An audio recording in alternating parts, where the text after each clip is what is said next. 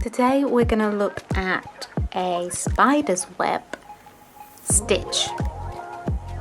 I'm going to use black and white because that'll make it look mostly like a spider's web. But although this is called a spider's web stitch, you don't have to just use it as a spider's web. It could look really good as a wheel on a bike or something, or just a flower. If you think of it using different colours, then it is going to look very different. I'm going to start by doing 6 spokes, and I've just got 2 strands of thread here. If you wanted this to be really accurate, you could draw a circle, maybe around a coin or something, and make sure your spokes are all equal distance apart and the same length. I'm just going to go freehand because I do most of my things freehand, and a spider's web is often not a perfect circle, so I think this will be okay. I started with one going straight, well, 2 stitches going straight down, so I could hopefully get quite a good circle. You can see they're a little bit shorter than these 2 already, but that's okay. Do these next 2 the same size.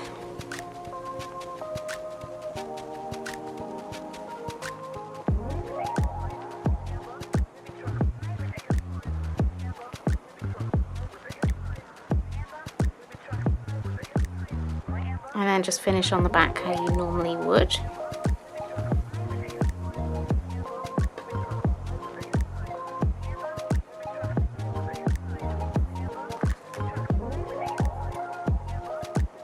Looks a bit like a star at the moment. Then we're going to use the rest of the thread that I've just been using. So we're going to use 4 strands. But you can use 6. You can make it look really chunky. It is a stitch that takes quite a long time, so I would suggest perhaps not just doing it in 1 or 2, otherwise that'll take a long time to build up.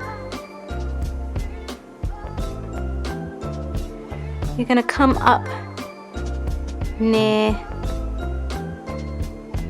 the inside of one of your stitches. You're going to go back under it, so you're wrapping this thread with your new thread, and then you're going to go under the next one as well.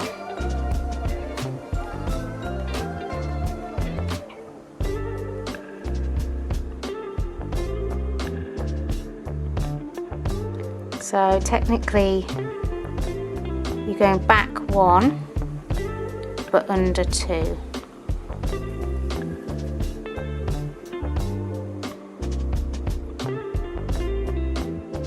And we're just going to go round, pushing down slightly once you've done a stitch.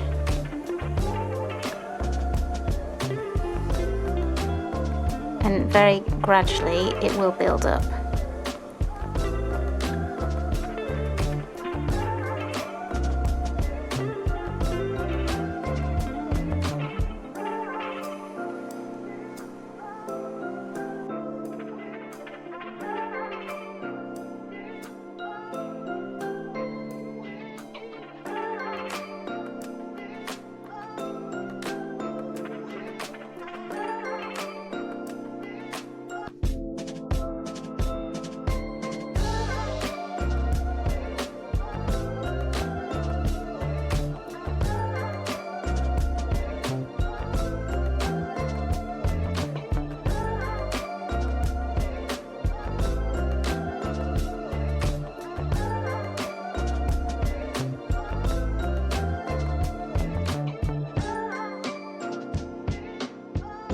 You don't want to pull too tight because obviously you will move your straight stitch lines a little bit, and also you want to try not to go through the fabric at all, otherwise that will cause you problems as well. I'm using felt, and I am occasionally just picking up a little bit of the top bit of the felt, which is causing me a little bit of problems. So you might want to use a smoother material, but it is starting to take shape.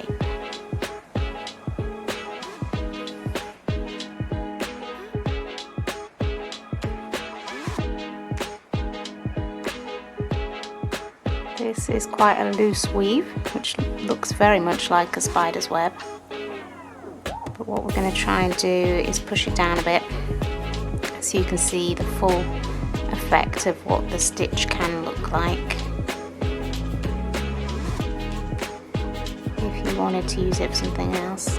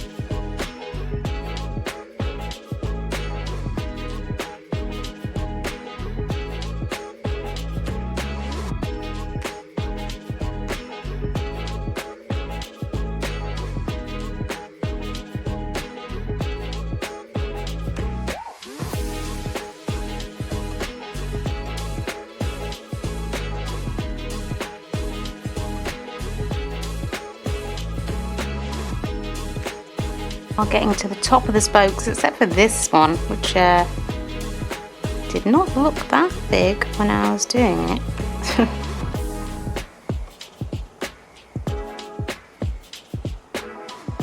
So we will stop in a minute.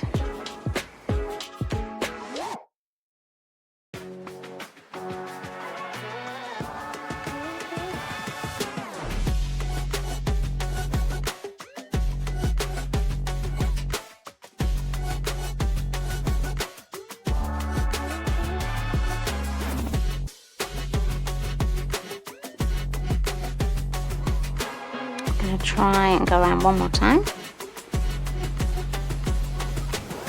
And if you did use the full 6 strands, you would get a chunkier look. And you could use a single strand and not push it together after each round, and that would give you sort of a quite a stringy spider web effect.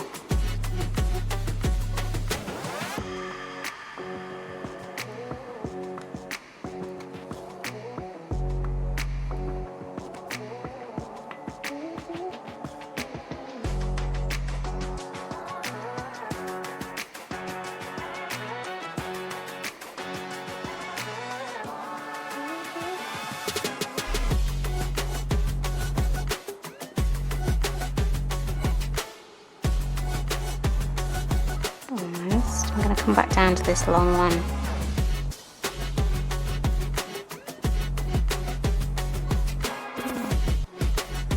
I'm not sure I can do that in one move because it's quite tight, so we'll just come over here separately. Right, we will wrap this last one and then we'll come down into the cloth. So when you've done your final stitch, come down into the fabric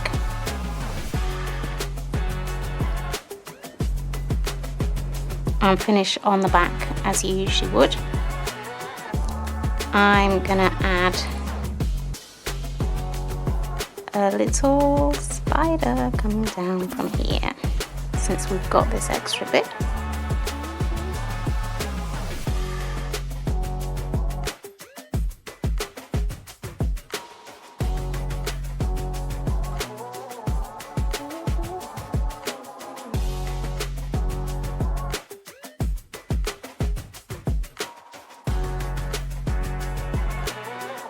I'm using quite a thick needle because of the amount of thread we were using, so it's not enjoying going through the felt.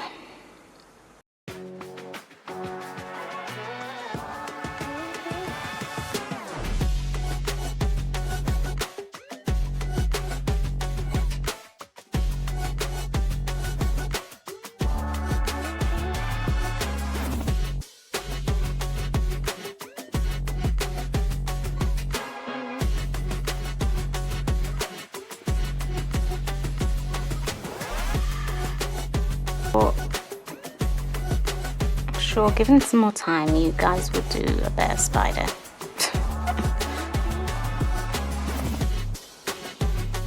Just giving you an idea of what is possible.